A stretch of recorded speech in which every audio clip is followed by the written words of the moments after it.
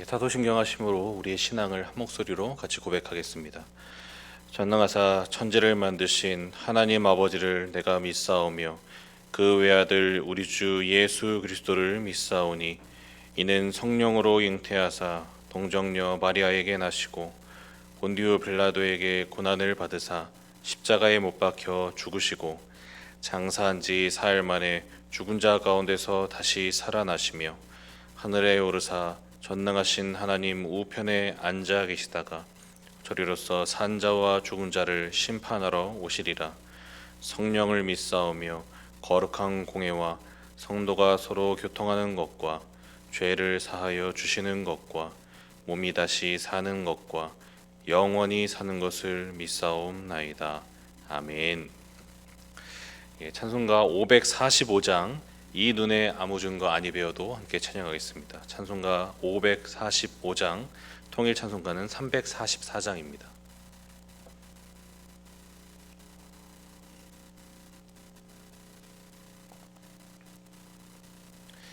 찬송가 545장 함께 찬양하겠습니다.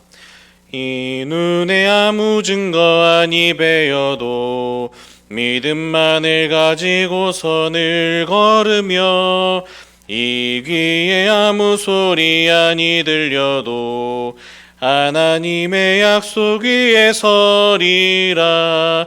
걸어가세 믿음 위에 서서 나가세 의심 버리고 걸어가세 믿음 위에 서서 눈과 귀에 아무 증거 없어도 이 눈이 보기에는 어떠하든지 이미 얻은 증거대로 늘 믿으며 이 맘에 의심 없이 살아갈 때에 우리 소원 주 안에서 이루리.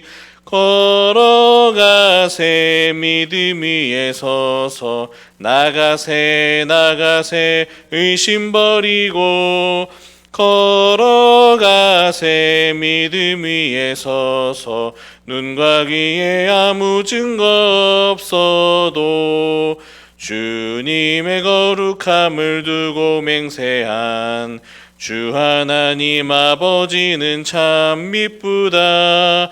그 귀한 모든 약속 믿는 자에게 능치 못할 무슨 일이 있을까.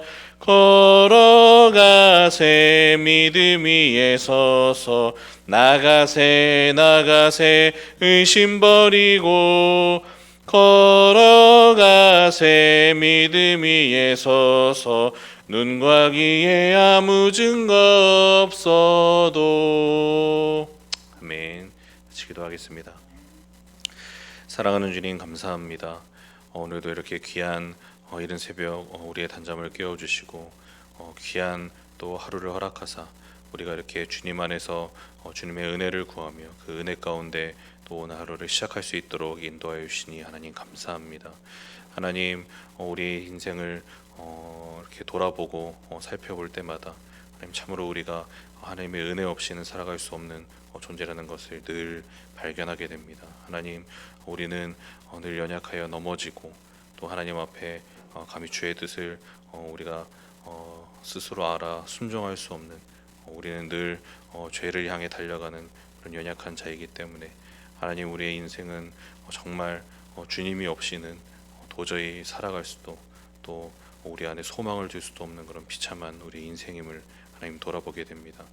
하나님 그렇기 때문에 우리가 더욱더 하나님의 은혜를 바라보고 주님 앞에 나아옵니다. 하나님 우리의 심령을 긍휼히 여겨주시고 불쌍히 여겨주시고 예수 그리스도를 통해 우리에게 허락하신 그 놀라운 죄 사함의 은혜를 우리가 날마다 주님 앞에 우리가 우리의 죄를 고백함으로 누리고 또 하나님께서 주시는 그 귀한 은혜로 우리가 하루하루를 살아갈 수 있는 우리 모두가 될 수 있도록 하나님이 인도하여 주시옵소서.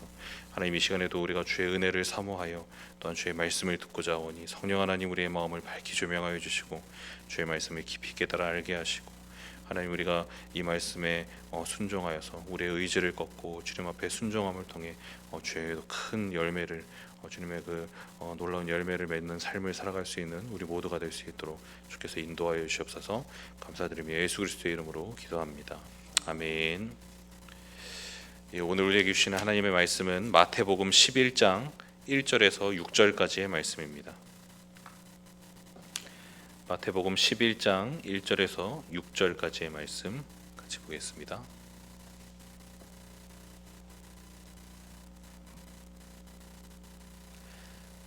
마태복음 11장 1절에서 6절 말씀, 제가 하나님의 말씀을 읽겠습니다.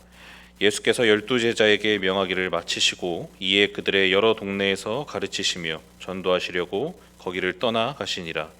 유한이 옥에서 그리스도께서 하신 일들을 듣고 제자들을 보내어 예수께 여짜오되 오실 그이가 당신이 오니이까 우리가 다른 일을 기다리오리이까. 예수께서 대답하여 이르시되 너희가 가서 듣고 보는 것을 요한에게 알리되 맹인이 보며 못 걷는 사람이 걸으며 나병 환자가 깨끗함을 받으며 못 듣는 자가 들으며 죽은 자가 살아나며 가난한 자에게 복음이 전파된다 하라. 누구든지 나로 말미암아 실족하지 아니하는 자는 복이 있도다 하시니라. 아멘. 예수님은 그분의 공생의 기간 동안 많은 곳을 돌아다니며 천국 복음을 전파하셨습니다. 그리고 병든 자를 고치시고 또 귀신들을 내어 쫓으시는 등 여러 이적들을 통해서 그분의 메시아 되심을 또 그분이 전하시는 천국 복음을 확증해 주셨어요. 근데 예수님은 이 일을 혼자 하지 않으시고 그분의 12제자에게 이 일을 맡기시며 그들을 이스라엘의 여러 마을로 보내셨습니다. 이제 우리가 이전까지 살펴본 마태복음 10장 말씀은 바로 이러한 제자들, 그러니까 천국 복음을 전파하기 위해 전도 여행을 떠나는 이 제자들에게 하신 예수님의 당부의 말씀이라 할 수 있어요. 특히 예수님은 이 복음을 따르고 또 복음을 전하는 삶을 우리가 이제 살아가다 보면 반드시 세상으로부터 박해와 미움을 받게 될 것이다, 이렇게 말씀을 하십니다. 그러나 그런 일을 당하게 되더라도 예수님은 절대로 복음을 포기해서는 안 된다고 말씀하세요. 왜냐하면 자기 목숨을 얻는 자는 결국 영원한 멸망에 이르게 될 것이고 또 복음을 위해 자기 목숨을 버리는 자는 영생을 얻어 하나님 나라에 들어갈 것이기 때문입니다. 무엇보다 하나님은 복음을 전하는 전도자들을 이 복음과 동등한 가치로 여겨주시며 그들을 사랑해 주시고 또 그들을 통해서 반드시 복음이 승리할 수 있도록 우리에게 승리를 주실 것을 약속해 주세요. 그리고 이제 이러한 당부의 말씀을 마치신 예수님은 제자들과 함께 복음을 전하기 위해 이제 그곳을 떠나십니다. 오늘 본문 1절 보면 이렇게 이야기합니다.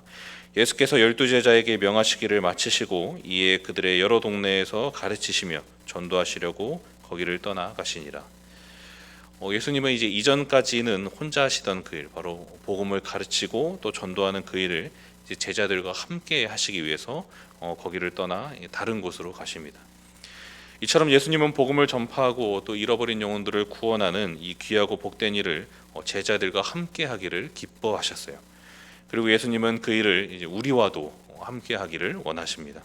바라기는 우리 모두가 우리를 전도자로 부르시는 예수님의 이 귀한 부르심에 순종함으로 잃어버린 영혼들에게 복음을 전하고 또 그들을 구원하는 일을 우리가 충성되이 감당할 수 있게 되기를 간절히 바랍니다. 그럴 때 예수님은 우리와 함께 하시며 또 우리를 통해 놀라운 구원의 역사를 이루어 주실 것입니다. 한편 오늘 본문에는 이 세례 요한이, 그러니까 우리가 잘 알고 있는 세례 요한이 그의 제자들을 보내서 예수님께 이제 질문하는 이야기가 이제 기록되어 있어요. 우리가 잘 알다시피 세례 요한은 예수님의 오실 길을 예비하기 위해서 보냄을 받은 하나님의 선지자였습니다. 실제로 그는 예수님께서 이 공생의 사역을 시작하시기 전까지 이제 광야에서 회개의 세례를 베풀며 메시아의 오심을 이제 전파하였어요.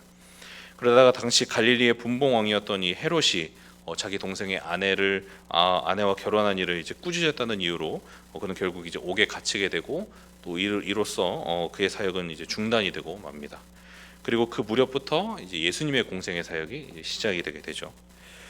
세례 요한은 메시아의 오실 길을 예비하기 위해 부름을 받은 선지자였기 때문에 그는 감옥에 있는 동안에도 이 그의 제자들을 통해서 계속해서 예수님의 행적에 대한 소식을 이제 전해 듣습니다. 그런데 그런 그가 이제 제자들을 보내서 예수님께 이런 질문을 하죠. 오늘 본문 3절을 보면 이렇게 얘기합니다. 예수께 여짜오되 오실 그이가 당신이오니이까 우리가 다른 일을 기다리오리이까.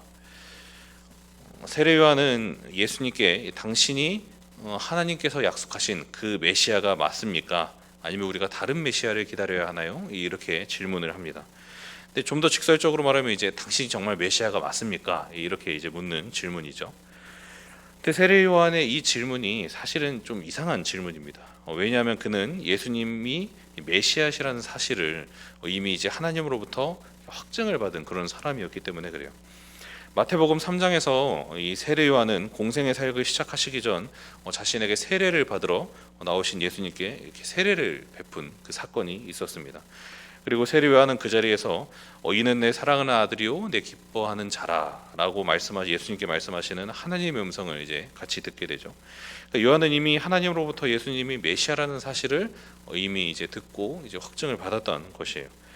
그런데 그런 그가 예수님께 당신이 정말 메시아가 맞습니까? 이렇게 지금 묻고 있는 것이죠. 이로 볼 때 우리는 세례 요한이 예수님의 메시아 되심에 대해서 약간의 의심을 가지고 있었다. 이제 이것을 우리가 좀 예상해 볼 수 있어요. 그렇다면 세례 요한은 왜 예수님이 메시아이신지를 알았음에도 불구하고 그런 마음의 의심이 들었던 것일까요? 그 이유는 예수님께서 지금 하시고 계시는 이 일들이 이제 요한이 기대했던 그런 메시아의 사역과는 좀 많이 달라 보였기 때문에 아마 그랬을 것입니다. 세례 요한에게 있어 메시아는 세상 죄를 지고 가시는 하나님의 어린 양이었고 또 성령으로 세례를 주시는 분, 그러니까 성령의 능력으로 죄를 완전히 제거하시고 우리를 새롭게 하시는 분이 바로 이 세례 요한이 이 보았던 그 메시아였어요. 근데 그가 보기에 예수님이 지금 하시는 일들은 이런 것과는 이제 많이 달라 보였습니다. 물론 예수님이 이제 병든 자를 고치시고 또 귀신들을 내쫓으시며 죽은 자를 살리시는 등 이 사람이 할 수 없는 기적을 행하신 것은 이제 사실이었죠. 그러나 이것이 그가 기대했던 일은 아니었습니다. 그는 좀 더 근본적인 문제, 바로 인간의 죄의 문제가 완전히 해결되는 것을 아마 기대했을 거예요. 세상 죄를 지고 가시는 어린 양 메시아를 통해 인간의 근본적인 죄가 모두 사라지고 또 성령으로 세례를 주시는 그분의 능력을 통해서 인간의 근본적인 본성이 변하는 아마 그런 아주 획기적인 은혜의 사건들을 아마 기대했던 것 같습니다. 하지만 그가 보기에 예수님의 이런 행적들은 이런 것과는 많이 이제 달라 보였던 것이죠. 그래서 그는 아마 마음에 의심이 들지 않았나 우리가 이렇게 좀 생각해 볼 수 있습니다. 그리고 이러한 요한의 질문에 대해서 예수님이 이제 이렇게 대답해 주십니다. 오늘 본문 4절과 5절을 보면 이렇게 얘기합니다. 예수께서 대답하여 이르시되 너희가 가서 듣고 보는 것을 요한에게 알리되 맹인이 보며 못 걷는 사람이 걸으며 나병 환자가 깨끗함을 받으며 못 듣는 자가 들으며 죽은 자가 살아나며 가난한 자에게 복음이 전파된다 하라. 예수님은 가서 듣고 보는 것을 알리라 그렇게 요한의 제자들에게 말씀하세요. 그런데 예수님의 이 대답도 사실 조금 이상합니다. 왜냐하면 예수님이 말씀하신 이 모든 내용은 이미 세례 요한도 그 제자들을 통해서 다 이제 듣고 알고 있는 내용이었기 때문에 그래요. 그런데 그럼에도 불구하고 예수님께서 이렇게 대답하신 것은 그가 무의미하게 느꼈던 예수님의 이 모든 행적들이 사실은 아주 의미 있는 일이었음을 이제 그에게 가르쳐 주시기 위함이었습니다. 오늘 보면 5절에 나오는 이 예수님의 이 행적들을 보면 사실 이것들은 이미 구약에 예언된 그런 메시아를 이제 말해주는 그런 표적들이라는 것을 우리가 알 수 있어요. 이사야서 35장 5절과 6절을 보면 이제 이런 말씀이 있습니다. 그때 맹인의 눈이 밝을 것이며 못 듣는 사람의 귀가 열릴 것이며 그때 저는 자는 사슴같이 뛸 것이며 말 못하는 자의 혀는 노래하리니 이는 광야에서 물이 솟겠고 사막에서 시내가 흐를 것입니다. 이 말씀이 포함된 이 이사야서 35장 말씀은 메시아를 통해 임하게 될 이 구원에 관한 말씀이에요. 그리고 바로 그 구원의 날이 되면 일어나게 될 일이 방금 읽은 이사야서 35장 5절과 6절 말씀인 것이죠. 맹인이 눈을 뜨고 못 듣는 사람이 듣게 되며 또 저는 자가 사슴처럼 뛰고 말 못하는 자가 노래하게 되는 일이 일어난다면 그것을 행하는 그가 바로 메시아이고 또 그를 통해 구원이 임하리라는 것입니다. 그리고 이러한 그에게 약속처럼 예수님은 맹인의 눈을 고치시고 또 못 듣는 자의 귀를 여시며 걷지 못하는 자들을 일으켜 세우셨습니다. 즉 예수님은 이러한 표적들을 통해서 자신이 바로 메시아이심을 계속해서 드러내신 것이죠. 근데 이러한 예수님의 행적은 단순히 인간의 육체적인 그런 불구 상태만을 치료하신 사건은 아니었어요. 여기에는 사실 더 중요한 아주 영적인 의미가 있었는데, 바로 예수님만이 우리의 영적인 불구 상태를 치유하실 수 있는 분이라는 사실을 이제 이 사건을 통해서 예수님께서 보여주신 것입니다. 눈이 있어도 우리가 하나님을 볼 수 없고, 또 귀가 있어도 그분의 복음을 들을 수 없으며, 발이 있어도 앉은 뱅이처럼 멸망의 자리에 앉아 있을 수밖에 없는 그런 우리의 영적인 비참함을 치료하실 수 있는 분이 오직 예수님이심을 바로 이 육체의 불구 상태를 치료해 주심을 통해서 우리에게 이제 보여주신 것이죠. 그리고 이를 통해 우리에게 궁극적인 기쁨과 회복을 가져다 주시는 분이 바로 예수님 한 분뿐이라는 사실을 우리에게 이제 말씀해 주고 계신 것입니다. 그래서 이사야서 35장 마지막 말씀은 구원으로 인해 우리가 누리게 될 기쁨을 이제 표현해 주고 있는데, 무엇보다 이 기쁨은 세상의 기쁨이 아니라 죄로부터 구원받은 자들이 누리게 될 궁극적인 기쁨이라고 말해주고 있어요. 말씀 보면 이렇게 얘기합니다. 여호와의 속량함을 받은 자들이 돌아오되 노래하며 시온에 이르러 그들의 머리 위에 영영이 희락을 띠고 기쁨과 즐거움을 얻으리니 슬픔과 탄식이 사라지리로다.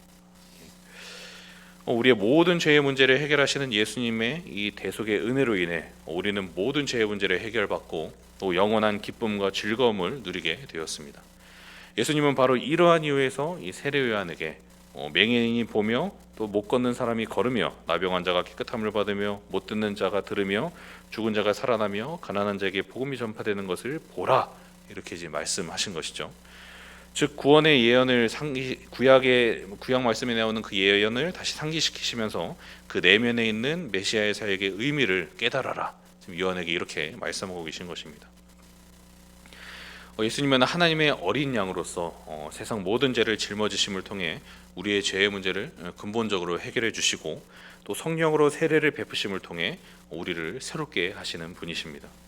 그러나 세례 요한은 이러한 예수님의 이적 이면에 있는 숨겨진 의미를 깨닫지 못했고, 그렇기에 그는 예수님에 대해 의심을 품고 또 이제 실족할 수밖에 없었던 것이죠. 때문에 예수님은 이제 오늘 보면 6절에서 이렇게 말씀하십니다. 누구든지 나로 말미암아 실족하지 아니하는 자는 복이 있도다 하시니라. 이 말은 곧 내가 행하는 일의 이면에 있는 이 깊은 뜻을 깨닫는 자는 복이 있을 것이다, 이제 이런 말과 같은 말이에요.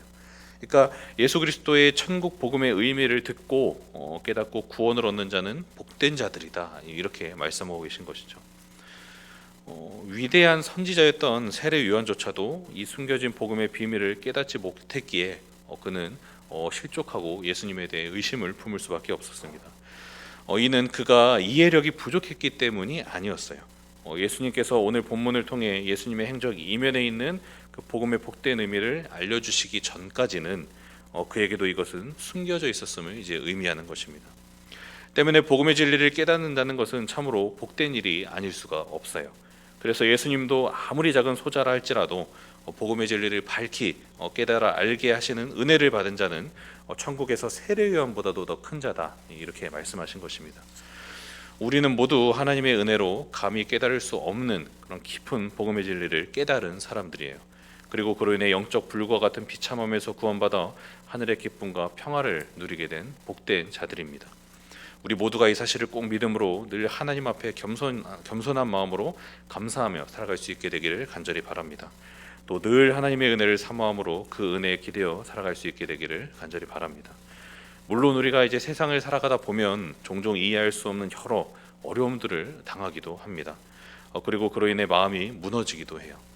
그러나 그렇다 할지라도 우리는 그럴 때일수록 그 이면에 있는 하나님의 선하신 뜻을 믿고 바라볼 수 있어야 합니다. 그리고 그 뜻이 무엇인지를 깨닫기를 원한다고 우리가 늘 기도로 하나님께 간구할 수 있어야 해요. 그럴 때 하나님은 우리에게 지혜를 주시고 우리로 하여 하나님의 깊고 오묘한 은혜를 또 깨닫게 하시고 우리가 하나님 안에서 참된 평안을 누릴 수 있도록 우리를 인도해 주실 것입니다.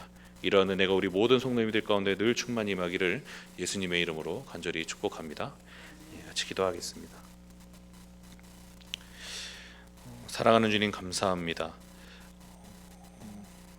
하나님과 우리는 다르기에 주님의 생각은 우리와 다르기에 우리로서는 하나님의 그 깊고 오묘한 뜻을 다 이해할 수 없는 그런 연약한 자들이 바로 우리임을 하나님 우리가 다시 한번 돌아보게 됩니다.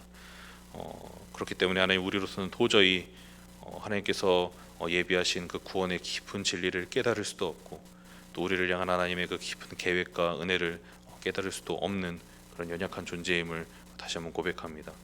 하지만 하나님 우리가 그러한 상태로 그저 있게 두지 아니하시고 특별히 하나님 우리 안에 성령 하나님을 보내주사 우리로 하여금 주님의 깊은 복음의 진리를 깨달아 구원을 얻게 하시고 또 우리의 삶에 있는 여러 우리로선 이해할 수 없는 상황들조차도 그 안에 하나님의 깊은 은혜와 사랑이 주님의 뜻하심이 있음을 우리로 깨닫고 하나님 우리가 비록 고단한 인생길이라 할지라도 우리가 주님을 주시는 그 믿음 가운데 그렇게 기쁨과 감사와 평안함으로 살아갈 수 있도록 우리의 삶을 지도하고 인도하여 주시니 하나님 감사합니다. 하나님 우리가 그 하나님의 은혜를 늘 기억하며 성령 하나님을 특별히 더욱더 의지하고 그분께서 우리 안에 주의 말씀을 깨닫게 하사 우리로 주님의 그 깊은 뜻을 알게 하시는 그 은혜를 늘 누리며 살아갈 수 있도록 우리의 삶을 주님께서 꼭 붙잡아 주시옵소서. 그래서 하나님 비록 우리의 인생에 여러 풍파가 일어난다 할지라도 우리가 두려워하지 아니함으로 늘 주님을 붙잡고 그 선하신 하나님의 뜻을 구하며 살아갈 수 있는 우리 모두가 될 수 있도록 주께서 인도하여 주시옵소서. 하나님 오늘은 귀하고 복된 주일입니다. 특별히 오늘은 또 2달 만에 우리가 함께 모여서 이렇게 하나님을 예배하는 그런 아버지 하나님 기쁜 날입니다. 우리 모두가 우리에게 이런 귀한 주일과 또 모일 수 있는 예배당과 또 모일 수 있는 여건들을 열어주사 우리가 하나님 함께 모여 우리가 한 분 하나님을 한 몸으로 이렇게 예배하는 은혜 주심을 우리가 하나님 우리가 다시 한번 그 은혜를 기억하며 감사하는 그런 주일이 될 수 있도록 주께서 붙잡아 주시고 특별히 우리가 하나님을 한 마음으로 또 함께 높일 때 하나님께서 우리에게 귀한 은혜를 주실 것을 기대함으로 오늘 주일을 잘 보낼 수 있도록 주께서 인도하여 주시옵소서. 하나님 각자 마음에 소원하는 기도의 제목들을 가지고 우리가 주님 앞에 나아갑니다. 성령 하나님 우리의 마음을 붙들어 주사 주님의 뜻에 합한 그런 기도로 우리가 주님 앞에 나아가게 하시고 특별히 주의 뜻대로 구하는 것은 너희가 이미 하나님께서 들은 줄로 믿으라고 하신 것처럼 우리가 이미 응답될 것들을 주의 뜻대로 우리의 기도 제목에 선하게 응답하실 것들을 기대하며 우리가 하나님 마음의 기쁨과 평안함을 회복할 수 있는 기도의 시간이 될 수 있도록 인도하여 주시옵소서. 감사드리며 예수 그리스도의 이름으로 기도합니다. 아멘. 하늘에 계신 우리 아버지여 이름이 거룩히 여김을 받으시오며 나라 임하옵시며 뜻이 하늘에서 이룬 것 같이 땅에서도 이루어지리이다. 오늘날 우리에게 일용할 양식을 주옵시고 우리가 우리에게 죄 지은 자를 사하여 준 것 같이 우리 죄를 사하여 주옵시고 우리를 시험에 들게 하지 마옵시고 다만 악에서 구하옵소서. 대개의 나라와 권세와 영광이 아버지께 영원히 있사옵나이다. 아멘.